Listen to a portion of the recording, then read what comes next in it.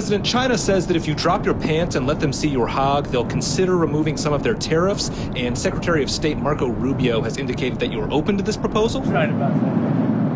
Well, I'm not going to drop them unless they give us something that's, substantial. Otherwise, I'm not going to drop them. But it'll all work out. Those things always work out. Hell yeah.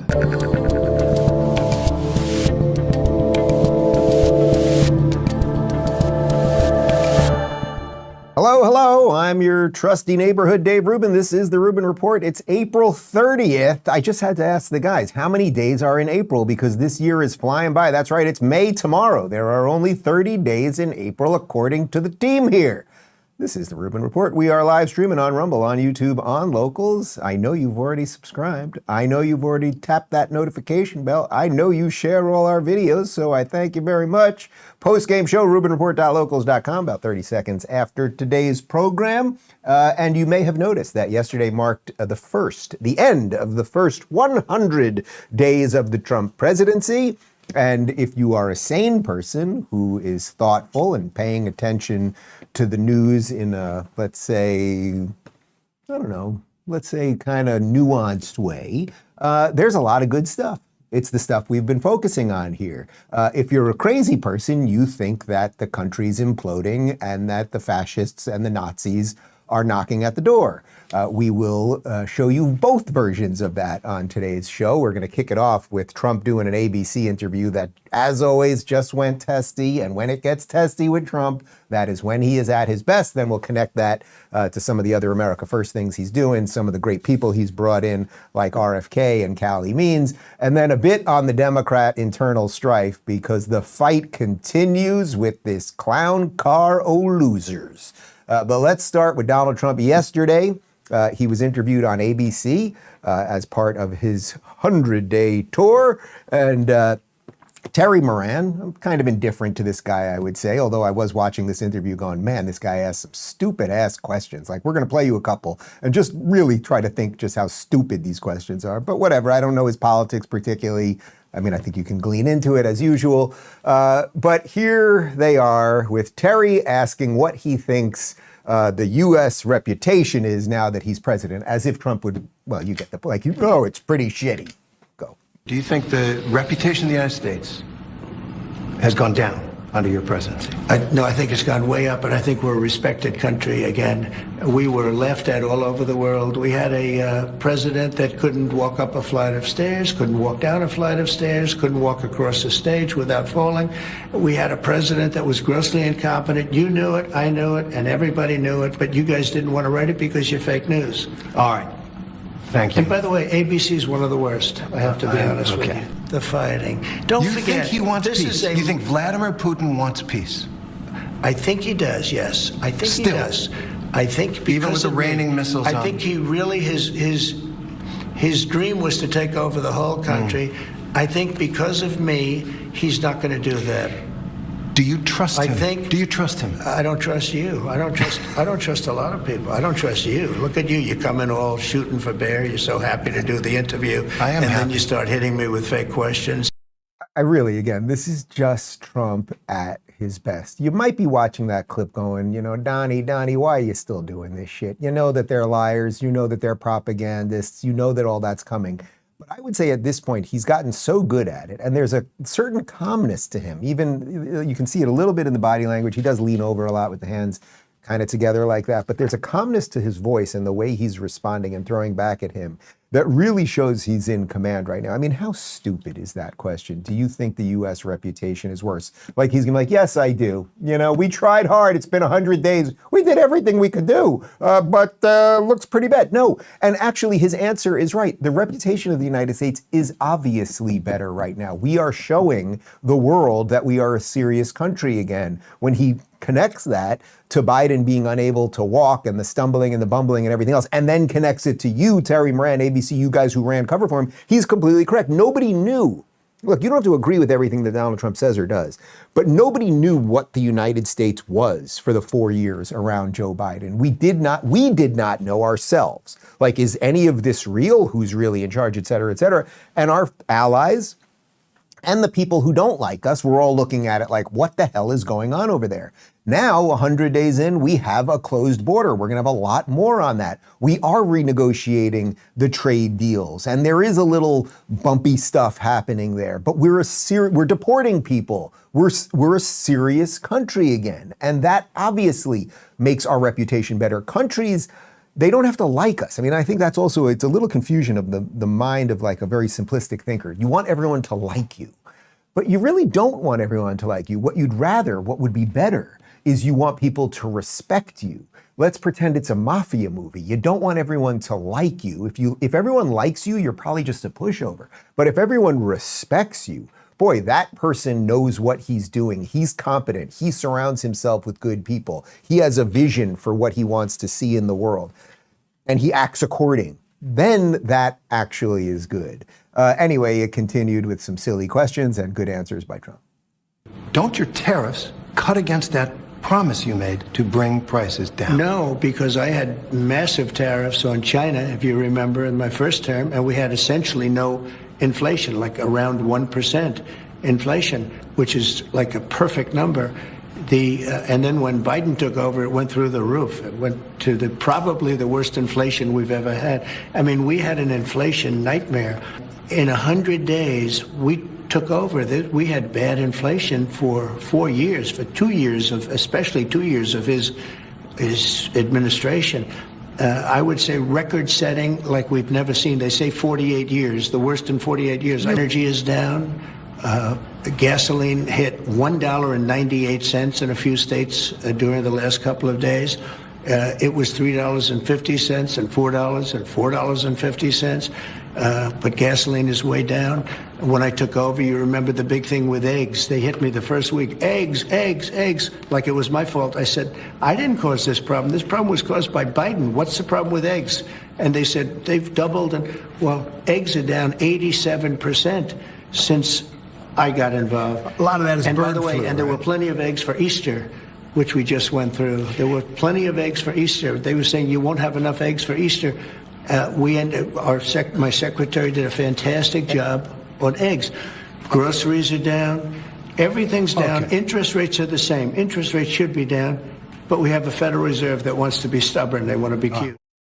Again, the question in and of itself is just silly. You promised prices were going to go down, then you do this tariff thing. They have explained for endlessly at this point that the whole idea of the tariffs is to negotiate better deals, and there's going to be a little pain point. But then everything else Trump said there with his colorful way of speaking is true. And also, again, there's a calmness to him. There's no notes in front of him. He knows what he's talking about. And don't forget how different things were 1 year ago with the President of the United States. It's just important not to forget that.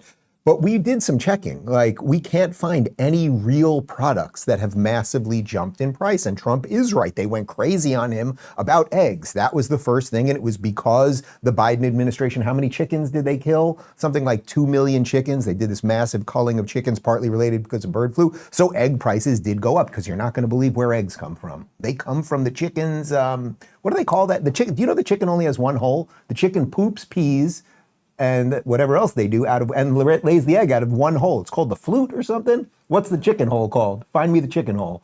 It's not the flute. Come on, you look. The chicken vent. I think it's called the vent. The cloaca. The cloaca. The chicken's got the cloaca, and the cloaca is where it poops, pees, and the egg comes out of. Crazy. So it can only get so many things out at once. That's the point. But everything else he said there was completely right and true.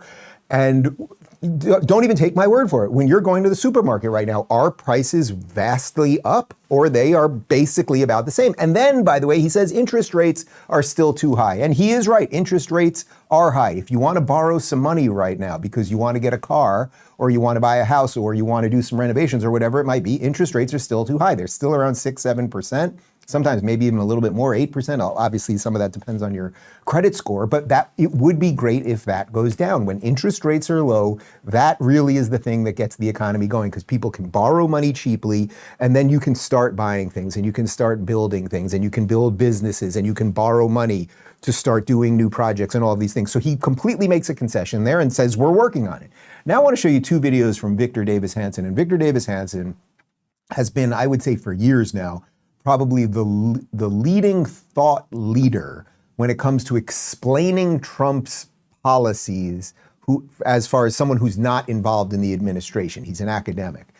Here he is talking about the Trump DEI fight and how Trump actually did something kind of brilliant, in some sense, almost accidentally.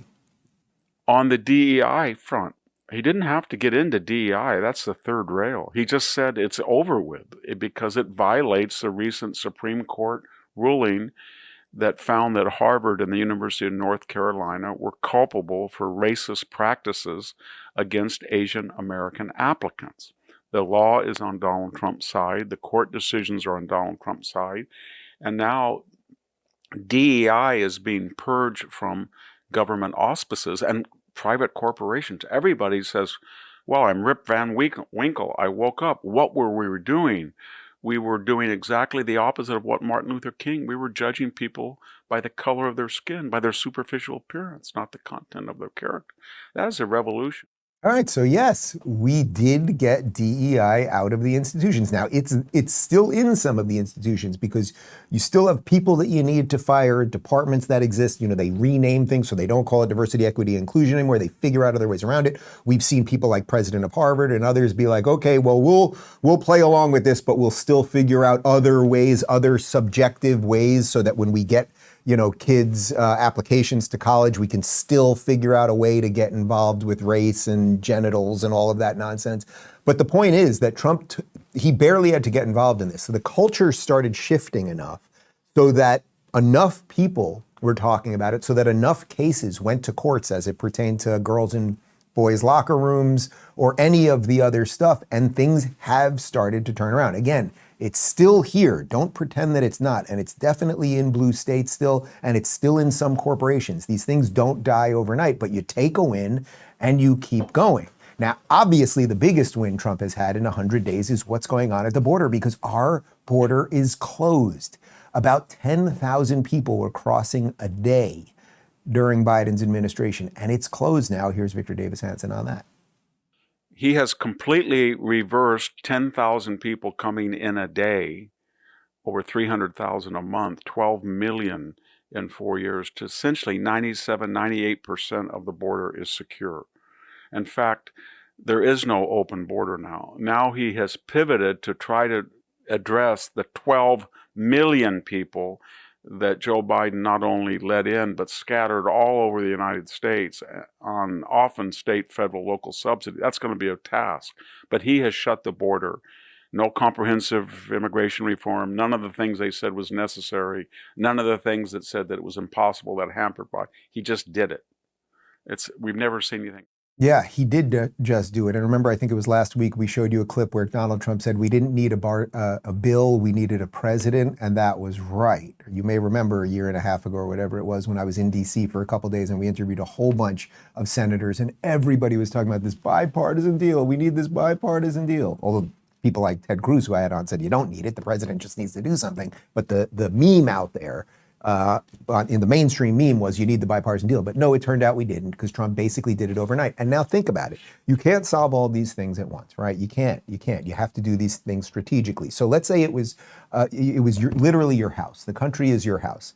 And you have all sorts of problems. You got some people upstairs that are selling fentanyl. You got somebody in the kitchen that's trying to burn down the house because they don't know how to cook. You got a couple people over here and they're, I don't know, chopping off genitals or raping people. It's a big mess in the house. You had a party that went a little sideways. You know what I'm saying? Like it was kind of like The Hangover, but like on crack. Or fentanyl in this case. So everything's going crazy and you're trying to get control of things, figure out who's supposed to be in the house, who are these people, et cetera, et cetera. One thing you might want to start with, instead of just figuring out what's going on in the house, is the door just open? Does the door have a lock? Are the hinges blown off the door? Is there a door at all? Because everybody that you kick out, okay, 3 more people come in. So we've dealt with the first part of the problem, and now we're dealing with the deportations. And of course, the Democrats are going bananas about the deportations, which, by the way, are not going to stop, thank God. But we are doing it in some sequential order. Again, it's a level up version of Trump, 47, leveled up from 45, with a bunch of competent people around him. That's pretty good. You know what else is pretty good? Fast-growing trees. Spring is here, and if you've been thinking about transforming the yard, now's the time to do it. So let me tell you about Fast Growing Trees. They're the largest online nursery in the United States with over 2 million happy customers. What makes Fast Growing Trees stand out is how easy they make the whole process. Whether you have a big backyard, a tiny patch of land, or even no yard at all, they've got something for you. They have over 6,000 options, all backed by their Alive and Thrive guarantee, so your plants arrive happy, healthy, and ready to grow. And if you're like me and don't exactly have a green thumb, don't worry. They've got plant experts on call to walk you through the whole process. Right now, they've got a huge spring deal, up to half off select plants. And as a listener, you get an extra 15% off your first purchase when you use the code Rubin at checkout. That's fastgrowingtrees.com, code Rubin. Now's the perfect time to plant. Don't wait until it's too hot or too late. Go save today. All right, so one of the heroes right now of the left, of course, is MS-13, illegal gang member who lived in Maryland, beat his wife with a boot. His name is Kilmar Ábrego García. He has been sent to El Salvador, and the Democrats are over in El Salvador trying to take a man who's not a citizen of the United States and take him out of his naturalized country and bring him back here. He's the big hero for everybody. Terry Moran over at ABC asked Trump about that, and they got into a rather comical conversation about the nature of tattoos. He wasn't a member of a gang. And then they looked, and on his knuckles, he had MS-13. There's a dispute Well, wait a minute. He had MS-13 on his knuckles tattooed. Oh, he had some tattoos that are interpreted that way. But let's move on. Wait a minute. Hey, Terry. He did not have the letter MS-13. It says MS-13. That was Photoshopped. So let me That was Photoshop, Terry. You can't do that. Hey, they're giving you the big break of a lifetime. You know, you're doing the interview. I picked you because, frankly, I never heard of you, but that's okay. I picked you, Terry. But you're not being very nice. He had MS-13 tattooed. We'll agree to disagree. I want to move on to something else. Terry, do you want me to show you the picture? I saw the picture. And you think it was Photoshop? Well, here we go. Don't Photoshop it. Go look at his hand. He had MS-13. He did have tattoos that can be interpreted that way. I'm not an expert on them. I want to turn to Ukraine, sir. Terry, I want to get to Ukraine. No.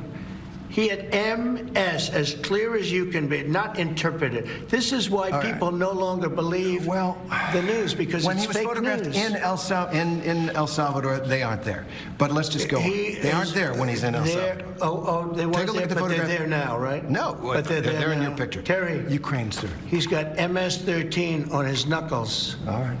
Okay? Well, we'll take a look at that. You do such a disservice. We'll take a look at that, Why don't you just say, yes, he does, and, go on to something else? It's contested. There were 86 more minutes of that. No, it basically ended right there. It is worth noting that actually, so let's show you the tattoo right now. So this is the tattoo that the guy has. Now, you can see him shaking Van Hollen's hand right there. Now, what you're seeing on his hand, the MS-13 that you're seeing, that was photoshopped on because it's representative of what these images are, so that it's known in the gang world, in the MS-13 gang world. It's sort of what I was joking about a couple weeks ago. You don't get a laminated card. Bob, he's in MS-13 now. Get him a laminated card so he can show everybody. They don't put that. It's not so literal. But what they do is you put a marijuana leaf. That is the M. The smiley face, the sonrisa, that is the S. The cross is the 1. And the skull, craneo, C is the 3rd letter. It's sort of like a secret handshake.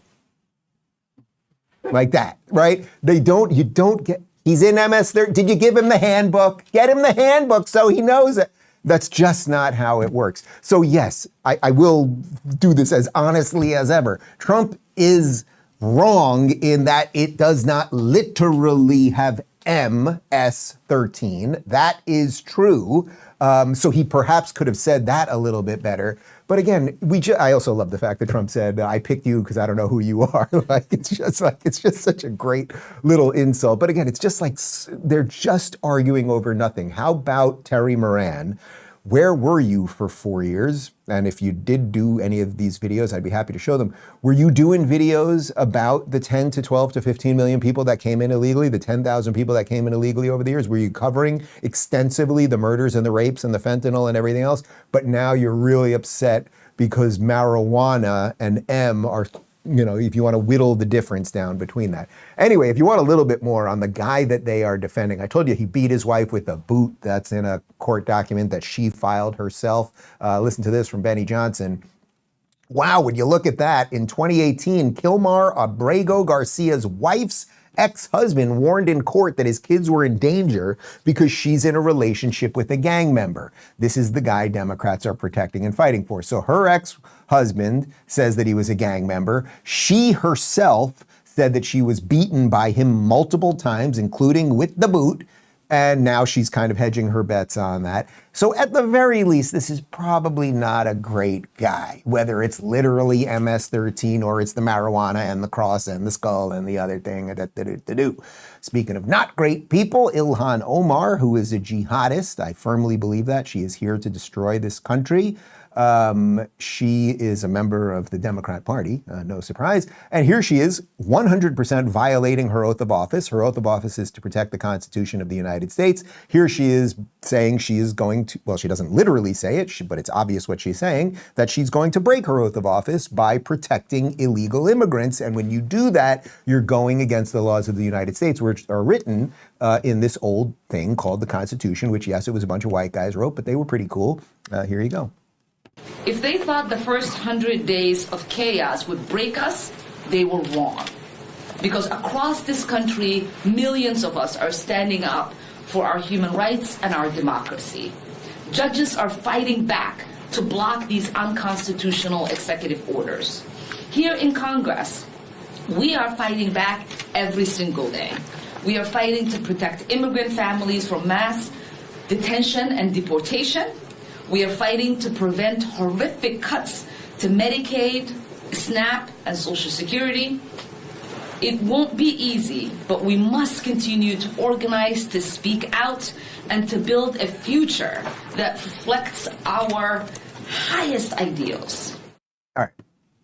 I don't know where the bucket is. Normally we have the bucket with her face on it that I can puke in during them. Maybe you can grab the Ilhan Omar puke bucket just in case anything comes up by the end of my sentence.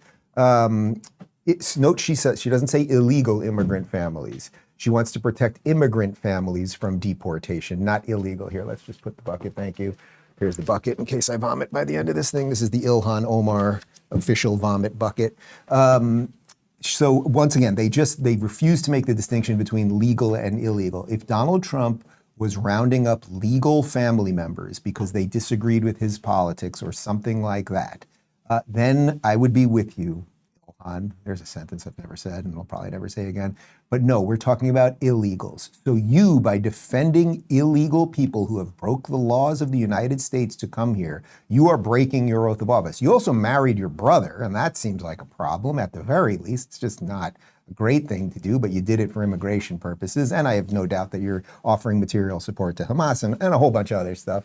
So there's that. And then, yes, then of course she does the meme, right? We've talked about how they keep saying it's chaos. It was 100 days of chaos and escalation. There is no chaos and escalation, unless she's talking about your base that's been burning down Tesla charging stations and etching swastikas into things. In the old days, it was the people that were putting the swastikas up that were the bad guys, but congratulations on that. And then as it pertains to cutting Social Security and things like that, Donald Trump's not cutting Social Security. He is looking through Doge for waste and fraud, etc., etc.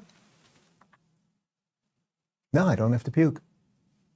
I don't have to puke. I just had water this morning. I'm doing a little intermittent fasting, so there's nothing really in my stomach to come up. Let's go to Scott and the retards.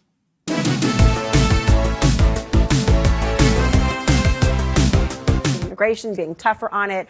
The idea of patience and there being a method to the madness, or the order of which they went about these arrests. Is Trump at risk for losing some credibility and capital in this particular arena? I don't think so. I have a different point of view. I actually think it's still their best issue. And I think when it all shakes out, what are they going to be able to say? Donald Trump effectively closed the southern border just by taking office and changing the attitude of the federal government. They have deported lots of violent criminals.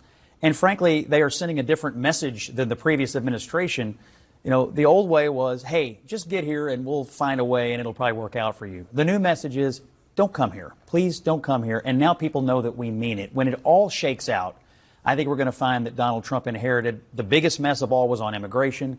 He had the biggest cleanup job to do on it, and he ultimately did what he had to do to bring order to it. So I still think it's their best issue. I still think they're going to lean into it. And obviously, it's the issue that motivated his campaign way back in 2015 in the first place. And he stuck with it all the way through. I still think it's.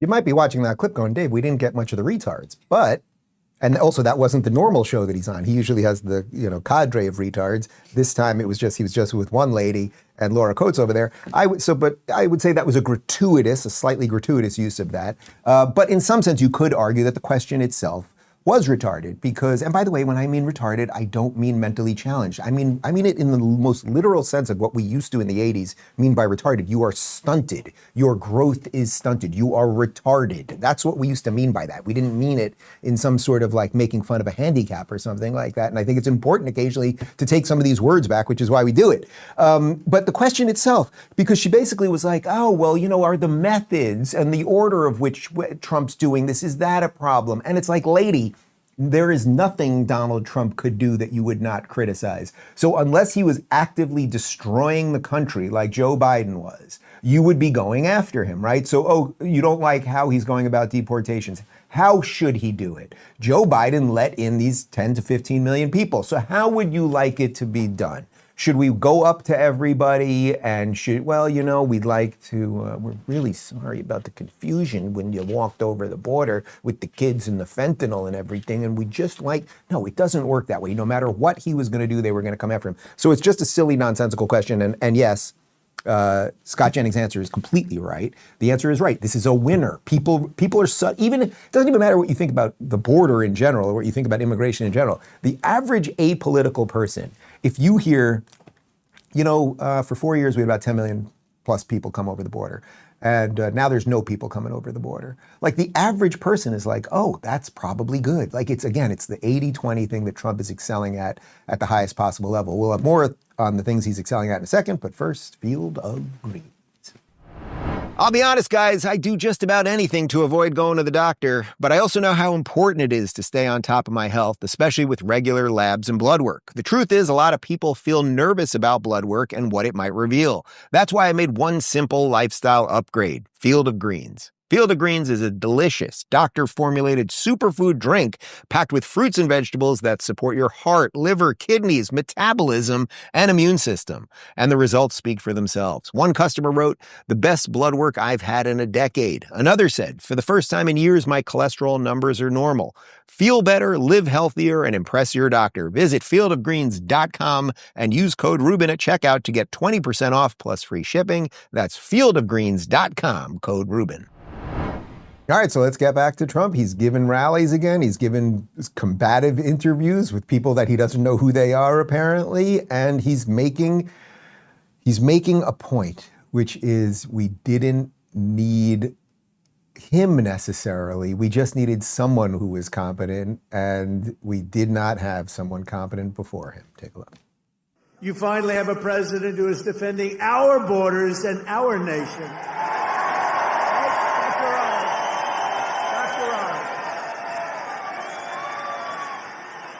After decades of politicians who destroyed Detroit to build up Beijing, you finally have a champion for workers in the White House. And instead of putting China first, I'm putting Michigan first, and I'm putting America first.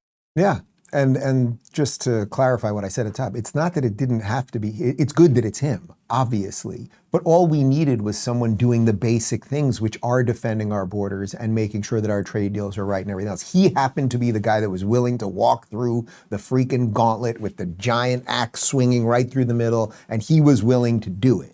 So he deserves all the credit for that. Now let's jump over to Treasury Secretary Scott Bessent, because here he is talking about how the tariffs that we have now put on China, which are extremely high, are unsustainable for China, because if we stop buying Chinese crap because it no longer makes financial sense, because it's going to get hit with a big tariff. So then we start making more things here, or other countries that now have more equitable deals with us, equitable I'm using that word in the right way, maybe they can start making stuff and then we'll buy things elsewhere, that it ultimately will be bad for China, because China will be left with tons of factories and workers that have nothing to do, thus lose jobs. And when you have millions of people in China that lose jobs, it ain't good for the communist regime. Go.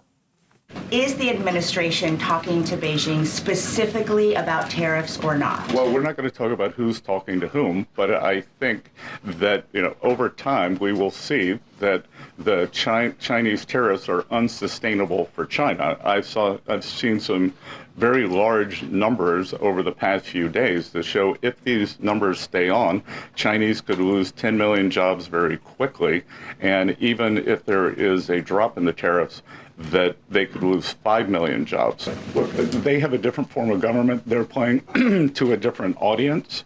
So I'm not going to get into the nitty-gritty, again, of who's talking to whom.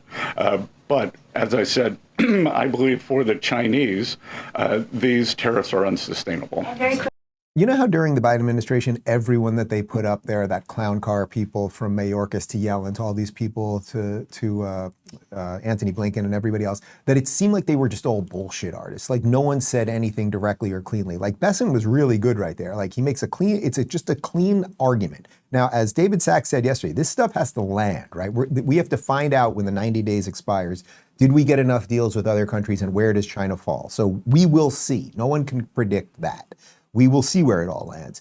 But the broad point of we are putting tariffs on them, and if they suddenly realize that, oh man, the Americans are not buying our crap anymore, we're going to lose 10 million jobs, and then people will be pissed, and that's going to be trouble for us, that they might be more willing to negotiate. And then he also goes out and says, these guys have a different form of government. They are not, for as corrupt and wrecked and mangled as we are with politics and media and everything else, we still are, I would say, a basically free society. They are not. So you're not going to get into every little nuanced conversation of who talked to who and where negotiations are at with everyone just yet, right? So that's pretty solid stuff. Now, if it all works, Trump has actually just in the last couple of days basically made a promise that he will use the revenue from these better trade deals to eliminate income tax on a huge amount of Americans. I don't know if that's true. Again, that Trump doesn't know if that's true. It's like, where will this all land? But here's Bessent talking about that. Tariffs. The president said over the weekend that we are hoping that maybe tariff revenues could replace income tax. But we also keep hearing about the deals that the administration is pursuing. So my question is, what is the White House's ultimate objective here? Do you want to have long-term tariff revenue or deals that might reduce those tariffs? I think it's a combination of both. So we're going to take in long-term tariff revenue. We put a process in place. We have 18 important trading relationships. We will be speaking to all of those partners, or at least 17 of them, over the next few weeks. Many of them have already come to Washington. What President Trump is referring to is the ability for tariff revenue to give income tax relief. And I think there's a very good chance that we will see this in the upcoming tax bill. All right, first off, I don't know who the guy asking that question was, but that was a good question. It was a substantive question. Is this right now that Trump is trying to get long-term tariff revenue through these deals, or is it just a negotiating point? And Bessent answered, that's actually a good question, as opposed to Terry Moran. Oh, are you a good man or not? Like, no, that's actually a good question. And then Bessent makes the point. We will see. It could be a little bit of both. But the idea is, if we can fix some of this stuff, on top of the fact, he didn't get into it there, but if we can fix trade deals, while at the same time we've lowered the wasteful spending because of Doge, so we realize the government doesn't need as much of your money, and our trade deals are better, maybe we get into a situation where we could cut income tax for a huge amount of people, right? That would be spectacular, I think. Like, if you have more of your money and you get to decide what you're going to do with it, rather than giving it to the government for nonsensical programs, at best, I think that would be pretty good.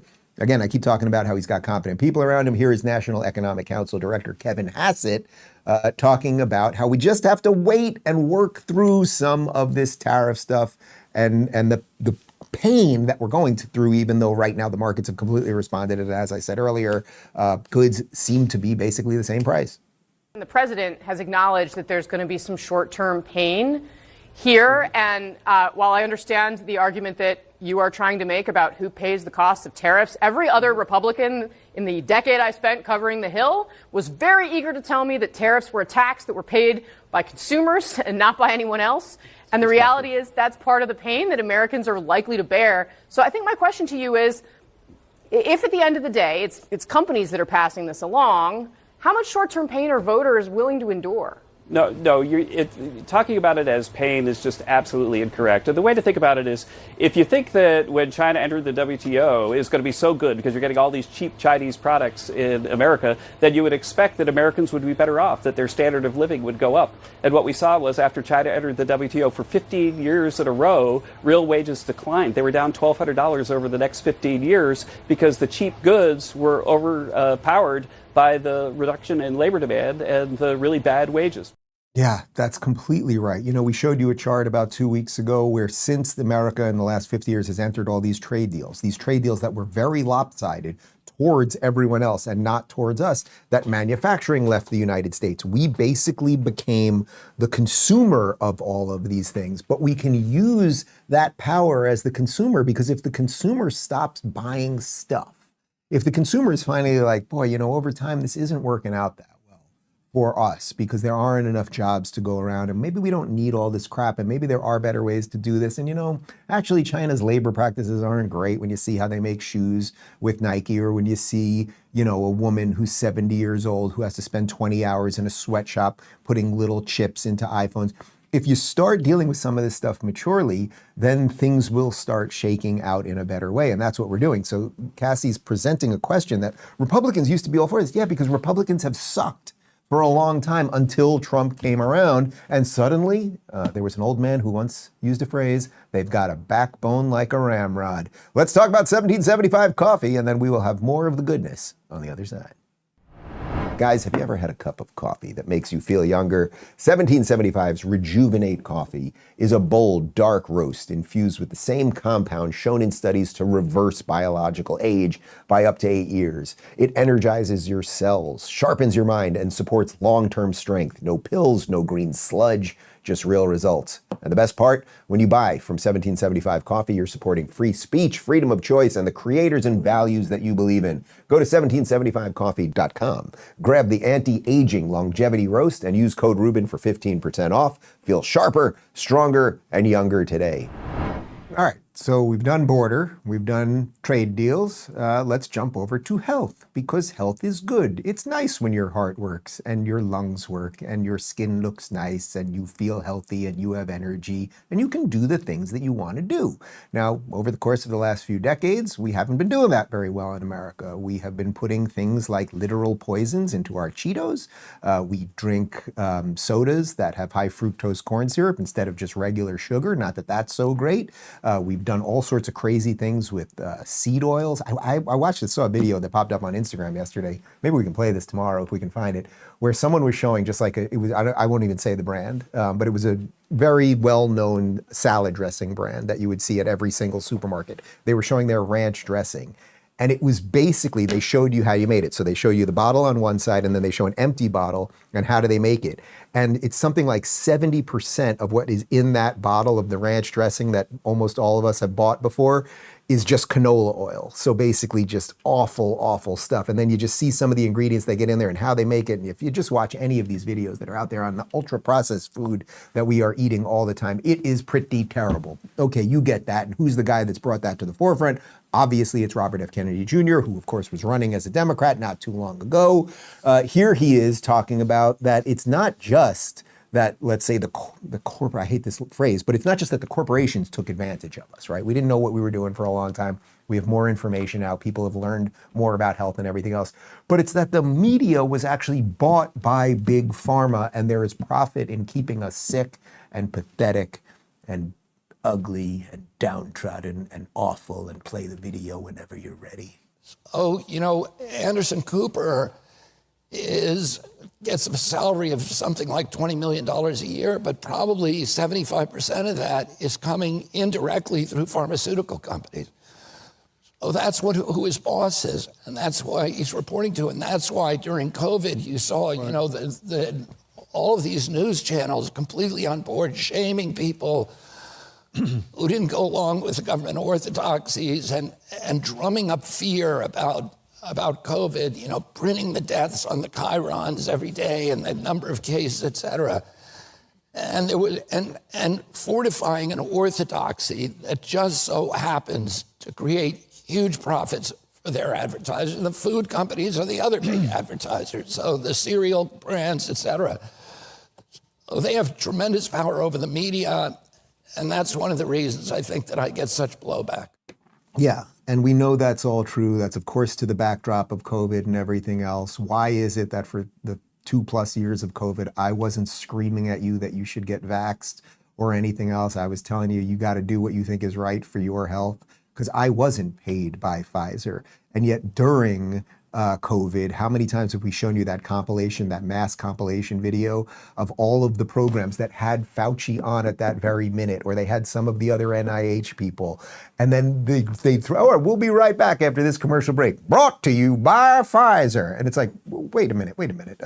Brought to you? You mean you're bringing us this program by the very people who are funding the drug that this guy's pushing? Oh, and Fauci had to make sure that monoclonal treatment and HCQ and other things would be basically pushed aside so they could get emergency authorization to get the mRNA vaccine. Like, you get it. You get it. So there is a collusion there. I can't speak to, I don't know Anderson Cooper. I met him once. I can't speak to his integrity, but there is a reason. If you get $20 million, Rachel Maddow gets $20 million, I think, to be on that show once a week and spew pure propaganda. It's a pretty good gig if you can get it, if you don't care about your integrity. Now, Calley Means, who's working over at HHS with Bobby Kennedy, he's one of his advisors. Here he is talking about how NIH itself actually funded the pandemic, and then he does a clever little move with some of the lobbyists here. Watch this. The NIH, according to the consensus opinion of scientific leaders, funded the creation of a global pandemic. The global pandemic was funded by the NIH. That's the consensus scientific opinion. It is the consensus. Oh, the pharma lobbyists. This is great. Well, I've got some questions for you. I've got some questions for the pharma lobbyists. No, this is great. Do you guys agree that would you guys give your kids a COVID vaccine, a 6-month-old? Would you give your 6-month? Show of hands. So you guys are against the CDC guidance. Every pharma lobbyist in here. That's interesting. Do you guys agree that we are at the apex of vaccine innovation? There will be no changes to the childhood schedule in 10 years. Do you guys agree with that? No. No, you don't. So good, because you're arguing that there's zero vaccine innovation and we should not have any changes to the childhood schedule, which you seem to disagree with. Do you see how great that is? It really is one of my favorite little devices that more and more people are catching on with, that I think is just so great. When you are up there being asked something by reporters, journalists, etc., and you sense that it's going slightly right, ask them a question back. Trump's doing it, Stephen Miller's doing it, we're seeing Marco Rubio's doing it, we're seeing more and more people doing it, and it's brilliant what he did there. He turns to the reporters. Well, okay, do you guys want your kids to get mRNA vaccines when they're 6 months old? How many of you want that? And then suddenly they're like, oh shit, I might be on camera too.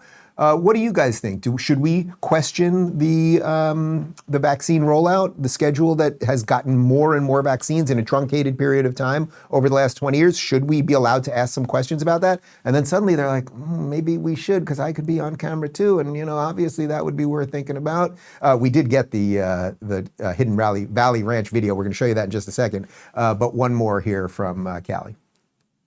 The consensus estimation from the U.S. government is that COVID was funded by the NIH. Go to covid.gov. You seem to be disagreeing with the government assessment, the CIA assessment, and the assessment of the health leaders of this country. So the pharmaceutical lobbyists disagree with the consensus medical view that the NIH funded gain-of-function research that went into the consensus estimate of where COVID came from. This is what we have here. These people are jealously defending the status quo where 50% of teens are overweight or obese, where 38% of teens in America are pre-diabetic, where 1 in 20 boys in California have autism, and they're saying it's all fine. They're saying status quo. They are calling the White House and saying explicitly that we should have limited clinical trials for future drugs and future vaccines because we're building a new plant. We're spending $20 billion, so we need more lax regulations. They're explicitly saying they are a dish every single day, not disagreeing with a single word Bobby's saying, Secretary Kennedy, about the chronic disease crisis, but using promises of future investment to get lax regulation policies. That's what they're doing. Man, let me put Calley Means up on that list. I mentioned yesterday, I'm just going to have a list of like who's doing a great job in the administration right now, and we'll just keep like a top 10 list. We're going to start. We need a graphic. Who does graphics around here? We got a graphic guy? All right. I do graphics. We're going to make a graphic and we'll move it around. Like if you're doing a great job this week, you move in the top 10 of the Trump people in Trump's orbit, because it's a great, all of it. It's why can't we ask why do 1 out of 20 kids in Cali have autism? Why do we have these insane rates of obesity? Why is it we weren't allowed to ask questions about COVID vaccines? Thus, young kids who were perfectly healthy were forced to be vaccinated and now have myocarditis, like all of these things. And you have a group of people who want to just keep the status quo going. But I'm telling you, from going very early on to these Maher things, when Bobby Kennedy left the Democrat Party, started, hedging his bets a little bit with Trump because he was doing it a little bit before he officially joined. I met so many people that just got involved in this because of their kids. It reminded me actually very much of years ago during COVID, when suddenly I was in LA and all of these liberals, these were progressive liberals who suddenly became radicalized right-wingers because of what the government was doing because of COVID. And now the same thing happened because of people's health. Now let's just show you. We found this. So it was Hidden Valley Ranch dressing. We've all had this dressing. Tastes good, okay? If you like the ranch. I like more of a vinaigrette these days. I'm trying to do a little olive oil, balsamic, that's it. But if you like a thicker ranch, this is Hidden Valley Ranch. It's a 1-minute video, and just watch this. Do you know what's really in this ranch dressing used all the time? Hidden Valley Ranch is the #1 selling ranch in the US, but what is actually in it? Let's find out. The first ingredient, and a good portion of the bottle, is vegetable oil in the form of soybean and or canola oil. Next up, water, 24 grams of added sugar, salt, buttermilk, natural flavors, spices, monosodium glutamate, also known as MSG, garlic, onion, vinegar, phosphoric acid, xanthan gum, disodium phosphate to prevent water and oil separation, sorbic acid, a preservative that prevents mold and extends shelf life, calcium disodium EDTA, a preservative that prevents spoilage, disodium inosinate and disodium guanylate, flavor enhancers often used in conjunction with MSG. So there you have it, all 17 ingredients in Hidden Valley Ranch. What sticks out to me the most though is that the #1 ingredient on what's supposed to be a buttermilk-based dressing is vegetable oil. This is not the innocent farmhouse-style dressing that I thought it was as a kid. If I were to rename this what it actually is, I'd probably call it vegetable oil syrup with extra additives and a hint of buttermilk. Eat up. Yeah, it's kind of shocking when you see it. Like, I don't think there's many people wandering around going, boy, ranch dressing is the greatest, healthiest thing for me. But there is a way to make it with buttermilk. Now, obviously, because things need to be shelf stable and not everything's going to be refrigerated and they have to mass make it, okay, fine, they're going to put some preservatives in there and things like that. But did you ever really think about it that way? Like when you buy ranch dressing, you buy buttermilk ranch dressing, that actually you're drinking pretty much like 60% probably canola oil, right? And canola oil is not good for you.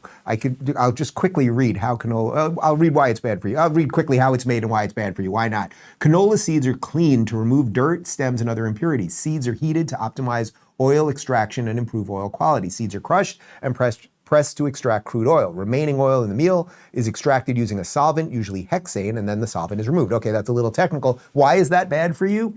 Well, the processing. Most canola oil is highly refined. It's heated and treated with chemicals like hexane during extraction, which can destroy nutrients and create small amounts of trans fats, which are pretty bad for you.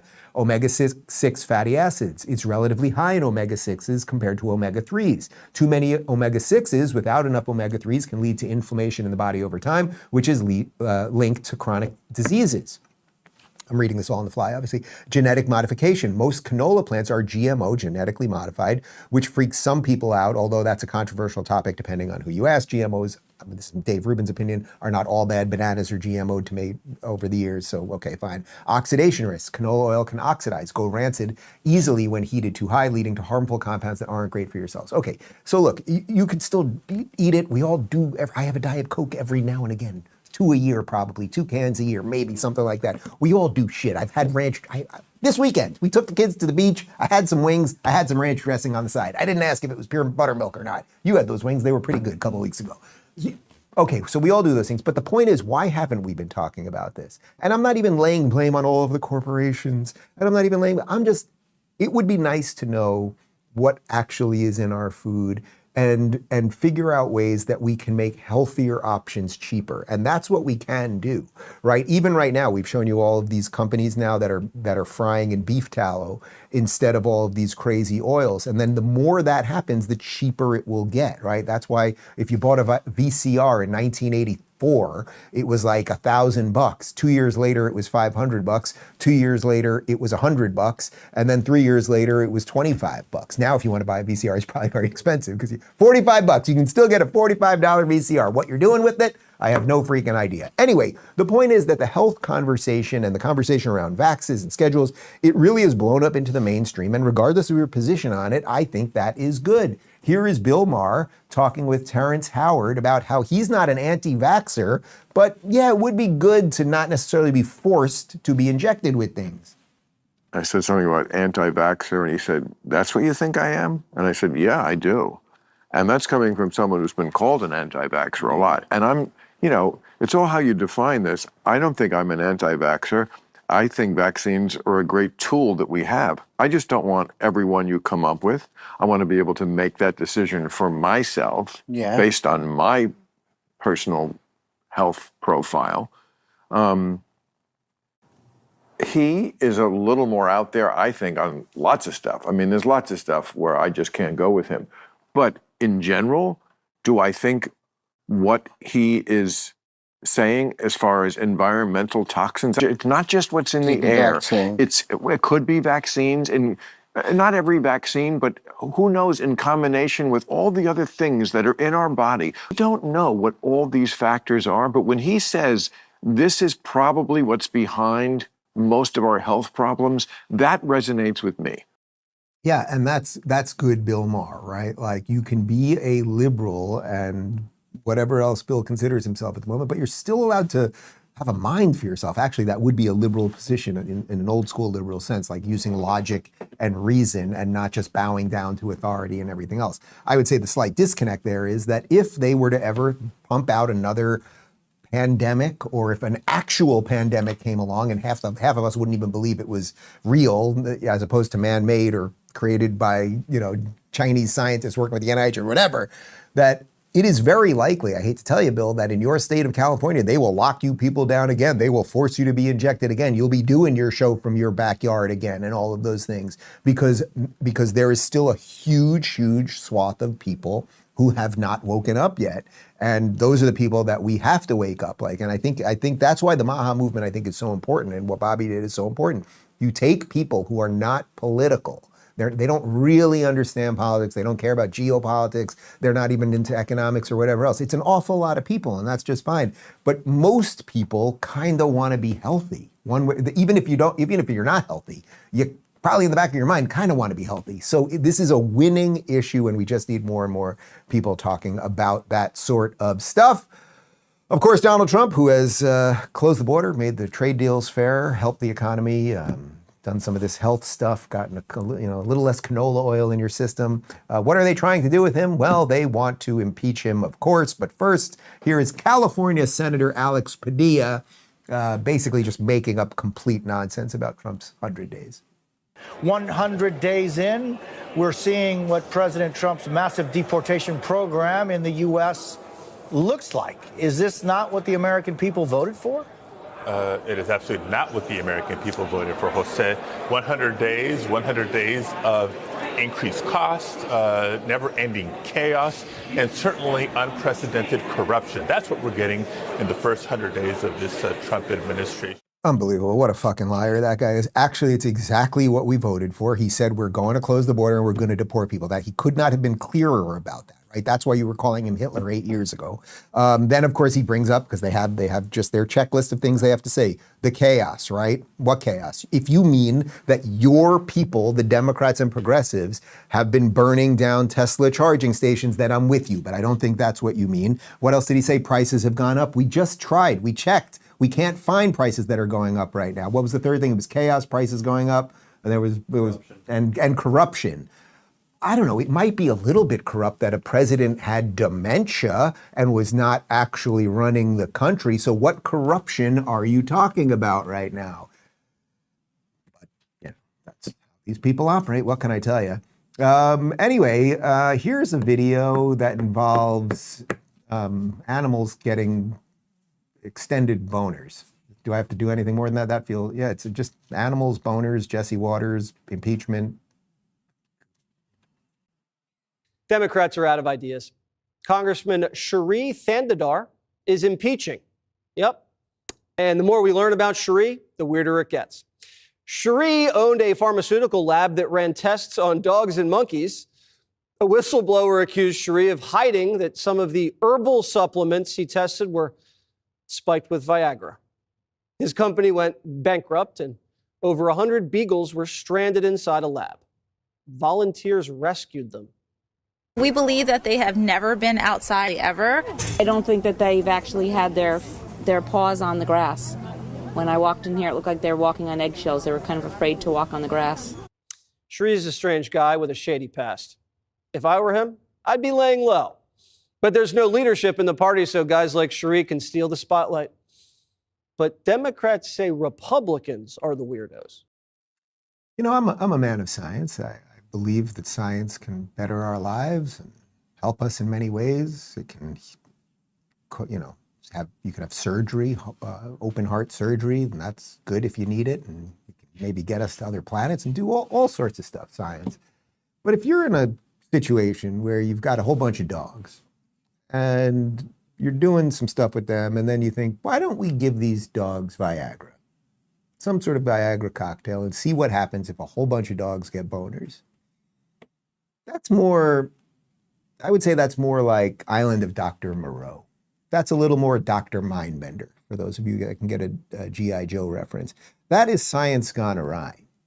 I don't know why you would want to give a dog a boner. Maybe we'd have to ask Shri that question. Let's try to get Shri on the show. Can we get Shri? We're going to email Shri, and we'll ask him about the dog boners. And I guess we'll ask him about impeachment, too, although that's like, I don't really care about that. Like, that's not going to happen. The dog boner thing, I guess, is kind of interesting. But that's what you've got with the Democrats. You've got this guy trying to impeach Trump. And now watch this. Timu Obama, this disingenuous hack who I'm not even sure is a full human. There is nothing behind his eyes. Here he is now questioning Trump's cognitive ability. Donald Trump spent the last year and a half questioning the cognitive ability of President Joe Biden, notwithstanding many of the legislative accomplishments that Donald Trump could only wish he got over the finish line. And so I think it's fair that a lot of Americans across the country that I run into are questioning whether Donald Trump is actually fit at this point to be able to carry out the duties of the United States of America in terms of being the president and the commander in chief. They're just horrible people. Like, we were doing the run through of the show this morning, and we'll have Schumer in just a second. Like, all of them, they're just terrible people. I don't know what to say about them other than that. Like, you ran cover for the guy for 4 years, really more than 4 years, about his cognitive ability. I don't know what legislative accomplishments you're talking about. You mean the Inflation Reduction Act that caused inflation? Like, is that what you're talking about? You mean the endless check to Ukraine that did nothing but cause death and destruction? We could go on and on and on. But then he's talking to all sorts of Americans who are concerned about Donald Trump's mental acuity. What are you talking about? We just showed you Donald Trump sitting down in the Oval Office with a completely combative interviewer and nailing it, and having facts, and still having a sense of humor and everything else. So he's just, that guy is just absolutely nothing. Speaking of nothing, Chuck Schumer, who's, he's we gotta stop that Trump. Do you agree, is the United States in a constitutional crisis? Yes, I do, Kristen, and democracy is at risk. Look, Donald Trump is a lawless, angry man. He thinks he should be king. He thinks he should do whatever he wants, regardless of the law. And he thinks judges should just listen to him. Now, we have to fight that back in every single way. I don't know what was going on with Chuck. He didn't have the glasses on, so something was going on with his eye right there. But like, this is Chuck. Normally, Kristen, might I offer you a little journalistic? I'm not a journalist, but might I offer you a little journalistic piece of advice here, which is that when a guest comes on your show and just says over the top ridiculous things, he wants to be a king, blah blah blah, might you follow up and say, can you give me an example of that? Would you be able to do that? That might be something you want to do, but I'm not a journalist, so who am I to say? Anyway, here's Trump just going off on these ridiculous impeachment calls. He said, ladies and gentlemen, I am going to start the impeachment of Donald Trump. What the hell did I do? Here we go again. They want to impeach me. This lunatic, he was up. Actually, I had the television way down, and I said to our great First Lady, listen, did I just hear I was being impeached again? We're getting good at this, though. No, they've gone totally crazy. These people, and you know what? They've totally lost their confidence, too. They can't even tell a lunatic like this dumb guy that said it. And then you have the other one that's always with the cane. He's always impeaching. He raises his cane. He always impeaches. But they have no control over those people. They have no control, and the reason is they've lost their confidence. He really is good. Like, he really is. Think about all of the shit that this guy's lived through all of these years and that he can still get up there and still have fun with it. He was about to do an Indian accent. You could feel that, like him having to control that. And then he's the guy with the cane. I forget his name. It doesn't even matter. Who was the guy with the cane yelling, who has a really horrible shave job? It doesn't even matter. He's the congressman from Calley. He looks like it doesn't even matter. Al Green. It's like these people are completely ridiculous. And speaking of ridiculous, the thing that I've really been enjoying over the last couple of days is watching like the generational fight in the party, because you have a crazy psychotic base of progressives who hate America, who hate freedom, who hate free speech, who hate the founding of our country, the documents, all that. And then you have a bunch of like washed up older people who have completely lost control and they don't know what to do. That is never better exemplified than the fight between James Carville, James, longtime Democrat strategist, worked for Bill Clinton, and David Hogg. David Hogg, who became famous after the Parkland shooting, and he's an absolute anti-American radical who is now the vice chair of the DNC. And here's David Hogg being interviewed and going after Carville. This is just that end of Godzilla, Japanese man, one tier, let them fight. Yeah, you talked about players, right? And rather than messaging, not to go back to James Carville again, but he did say that running Kamala Harris was like running a seventh string quarterback. What do you think about that? Well, I'm surprised that he thought that we were going to win in a landslide, considering he's saying that now. And look, we all have miscalculations that we make in elections, of course, but I'm tired of this idea that we need to perpetually listen. Experience matters. It absolutely does. But it only matters as much as it actually is effective and useful, because it... Wow, Hogg, you're right. Experience only matters if it's effective and useful. And Carville's wrong about a lot of things and he's just, as I said the other day, he's only on TV because he talks like this and nobody's what he's saying, because he's talking real fast. And I'm from Louisiana and I eat crawfish and I'm talking like this and I sound crazy and people are going, oh my God, he's talking so fast. He must know what he's saying because he's saying it. Okay, fine. That's fine. But you have no experience and you don't know what you're doing. So Hogg, that also is not a great thing. And by the way, you have a little revolution on your hands in your own party. Check this out from Eric Daughtry. Because of the DNC's insane diversity policies, they're now considering overruling Vice Chair David Hogg's victory in favor of a Native American woman. They will never let go of DEI, and this is per Semaphore. I lost the prompter here.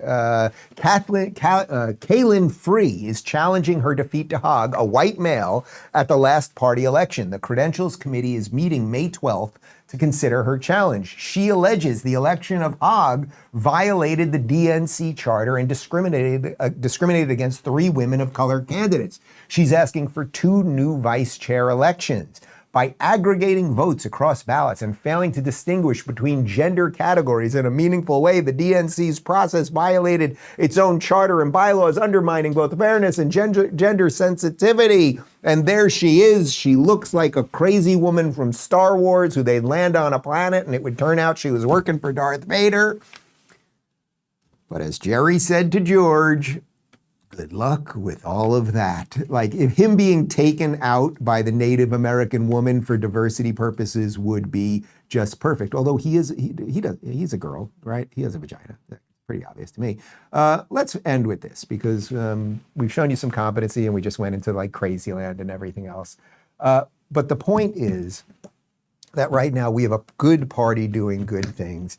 We have another party that is completely psychotic, purging out the people. And what I will continue to do, you have heard me say it a million times, is strengthening the widening of the MAGA movement so that anyone who truly loves America, who wants to live free and everything else, has an opportunity in this country. You could disagree with me about marginal tax rates. You could disagree with me about foreign policy or whatever it might be. But if we fundamentally agree that this is a good experiment and something that should continue and that we should be proud of and everything else, then we can all be on the same side. And it's just not on the side of the Democrats who are deeply corrupt, completely out of control. RFK. I started my presidential campaign 19 months ago, and the Democrats fought. They canceled the primary so I couldn't run, and they canceled the debates. And then I switched to independents. And I was taking more votes away from Donald Trump than the Democrats. But Donald Trump never sued me. And he never said anything nasty about me. He was always very civil. And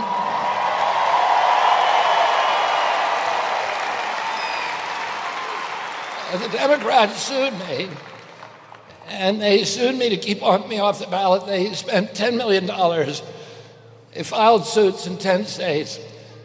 And then when I endorsed President Trump in August, they sued me to keep me on the ballot. Why did they do that? They did that because they want to confuse the voters. They want to interfere with the election because they're keeping somebody on the ballot who's not running. Look, I know you know all that stuff. I know that many of you have been through it. I know that many of you watching this were Democrats 10 years ago, 5 years ago, maybe just 2 months ago. But they could have kept Kennedy, and they could have kept Tulsi, and they could have kept Rogan, and there's some alternate universe where they could have kept me and a whole bunch of other people. They chose not to, so they're going to keep going that direction. And what we have to do is, regardless of the infighting and disagreements that some of us may have, whether they're philosophical or religious or purely about government and whatever, we've just got to keep refining that freaking thing and making America the most beautiful diamond that it can possibly be. And if we keep doing that, we'll have everybody, we'll keep winning, and that will be the ultimate revenge that people seem to think Donald Trump wants to take. They think he wants revenge, he's going to murder everybody. Ironically, his revenge is the thing that will allow them to be successful and flourish, etc., etc. That is our program for today. I thank you for watching. We got a post-game show, RubinReport.locals.com in 30 seconds. Goodbye. If we build this world from love, yada-da-da-da, yada-da-da, then God will build this world from love. It's unbelievable.